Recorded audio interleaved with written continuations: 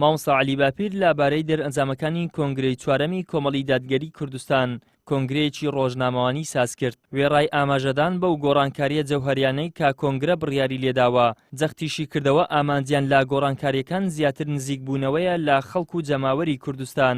ئاشکراشی کرد میکانیزمی یەکلایکردنەوەی بڕیارەکان لای ئێمە بە زۆرینەیە و زۆرینەی ئەندامانی کۆنگرەش دەنگیان بۆ گۆڕانکاری داوە. من وەکو ئەندامێکی کۆنگرە هەرچەندە و کاتە پێشنیارەکەم کرد وەکو سەرۆکی کۆمەڵیش کردم، بەڵام وەکو ئەندامێکی کۆنگرە حەقی خۆمە منیش پێشنیارێکم هەیە دەیکەم. ئیدی کە پێشنیارەکەم کرد دیارە زۆربەی هەرە زۆری ئەوە ڕاست نییە کە دەڵێن بەڵکو 553 کەس 555 کەس لەوانەی کە لە هۆڵەکەدا بوون کە ڕەنگە دەوری 700 کەسێک 750 کەسێک بوون 123 کەس بێتەوە یادم معارض بوون، بەڵام 553 کەس ڕایان لەگەڵدا بوو و ئەوەش کە گوتراوە زۆر بە پیان ناخۆشە نەخێوان نییە. میکانیزمی یەکلایکردنەوەی بڕیارەکان لای ئێمە بە زۆرینە و کەمینەیە، زۆرینە ڕایان لەگەڵدا بە زۆرینەی ئەندامانی کۆنگرە کە ئەندامانی کۆنگرە لە کۆنفرانسەکانیشەوە هاتوون و لە کۆنگرەشدا هەموو بەرپرسیارەتەکان سفر دەبنەوە، هەموو ئاستەکان سفر دەبنەوە. بۆیە کاتێک کە پێشنیارێک باز دەکرێت لەبارەی هەر شتێکەوە پێشنیارێکە قبول دەکرد لایەن زۆرینەوە ئەوە شوێنی خۆی دەگرێت. لا بەشێکی کۆنگرە ڕۆژنامەوانیەکەدا لە میانی وەڵامی پرسیاری ڕۆژنامەوانان و کەناڵەکانی ڕاگەیاندن مامۆستا عەلی باپیر سەرۆکی کۆمەڵی دادگەری ڕوونی کردەوە و ڕایگەیاند ناوەڕۆکی پەیامی ئیسلام چەسپاندنی دادگەریە و لە ئیسلامدا ناو و ڕووکەش گرنگ نییە، ناوەڕۆک گرینگە. وتیشی هەموو ئەوانەی کە ناتوانن بێن و نوێژی بە کۆمەڵمان لەگەڵدا ئەنجام بدەن با بێن و هاوکارمان بن بۆ بەگژداچوونەوەی ستەم و هەوڵدان بۆ چەسپاندنی دادگەری لە هەرێمی کوردستان. ئێمە کاتی خۆی ناوەمان لە خۆمان ناوە هەلومەرجێکی تایبەت بووە.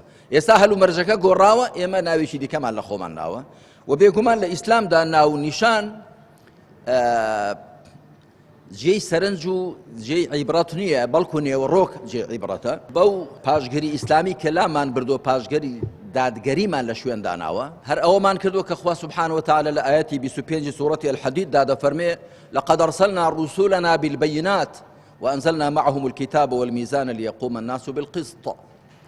خوا دەفەرمێ پێغەمبەرانمان هەموویان بە بەڵگە ڕۆشنەکان و ناردوون کتێب و تەرازوشمان لەگەڵدا بەزاندون تاکو خەڵک بە دادگەری بەڕێوە بچن، دادگەری لە ڕووی نەتەوەیی، دادگەری لە ڕووی سیاسی، ئابووری، کۆمەڵایەتی، لە هەموو کایەکاندا هەموو پێغەمبەران عەلەیهیم وسەڵات وسەلام هاتوون دادگەری بچەسپێنن وەکو مامەڵەی مرۆڤەکان لە نێو خۆیاندا. ئەوەی کە نوێژی بە کۆمەڵمان لەگەڵ دەکا ئەوە لە خزمەتین، ئەوەی نوێژی بە کۆمەڵمان لەگەڵ ناکا با بێ بە کۆمەڵ بەدەستە جەمعی دادگەری بچەسپێنین، زوڵم و ستەم و قۆرەخکاری و گەندەڵکاری لابەرین کە بێگومان بە دادگەری وڵات بۆ هەموو لایەک فەراح دەبێ، فراوان دەبێ و بە زوڵم ئینسان ماڵی خۆشی لێوە تەنگ دێ. پرسی بەشداری کۆمەڵ لە هەڵبژاردننی داهاتووی پەرلەمانی عێراق و ئەگەری پێکهێنانی هاوپەیمانەتی لەگەڵ لایەنە سیاسیەکانی دیکە. تەوەرێکی دیکەی کۆنگرە ڕۆژنامەوانیەکەی سەرۆکی کۆمەڵی دادگەری بوو مامۆستا عەلی باپیر ئاشکراشی کرد بۆ پێکهێنانی هاوپەیمانەتی بۆ هەڵبژاردننی داهاتوو لەگەڵ ژمارەیەک لایەن لا گفتوگۆدان و وتیشی کۆمەڵ بەباشی خۆی بۆ هەڵبژاردننی داهاتوو ئامادە کردووە. ئێمە بۆ هەر هاوپەیمانەتێک کە بە قازانجی خەڵکی هەرێمی کوردستان بشتێتەوە ئامادەین و هەر دەبێ خۆ ئێمە لەگەڵ ئەو لایەنە دەسەڵاتدارەکانیش حکومڕانەکانیشدا خۆ دەبێ شتێکمان هەر هەبێ. خۆمە لە هەر لە وڵاتێکداین، خۆمە ئەگەر لە بەغدا نوێنەراتێکی باشمان بکرێ بە قازانجی هەموو لایەکمانە. ئەوانش کە پەرلەمانتاری ئێمە دەردەکەن بە هەموو لایەک دڵنیابن هەم شەڕەف و ڕێز و حرمەتە بۆ پەرلەمانتارەکەمان هەم بۆ حیزبەکەش.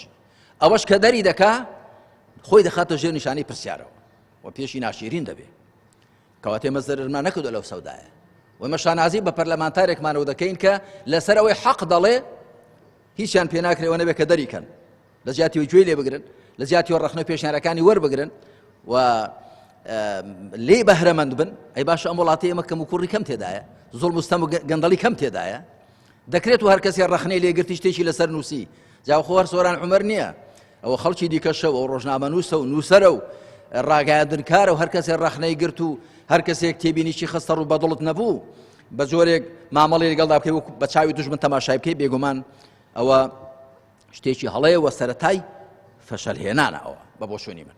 کۆنگرەی چوارەمی کۆمەڵ کاتیایدا ژمارەیەک گۆڕانکاری و بڕیاری گرنگی تیادادرا دەنگدانەوەی فراوانی بەدوای خۆی داهێنا لە دەرئەنجامی گۆڕانکاریەکانی کۆنگرەی چوارەمیشەوە ئەوە بەدی دەکرێت کە کۆمەڵ وەک هێزێکی ڕیشەداری خاوەن مێژوو بەرگریکار لە ماف و داواکاریەکانی خەڵکە ڕۆژ لە دوای ڕۆژ ئاسۆی بینین و بازنەی جەماوەریەکەی فراوانتر دەبێت و بۆتە جێگای ئومێدی هاوڵاتیانی ستەمدیدەی کوردستان. ئیدریس محەممەد، کەناڵی ئاسمانی پەیام، هەولێر.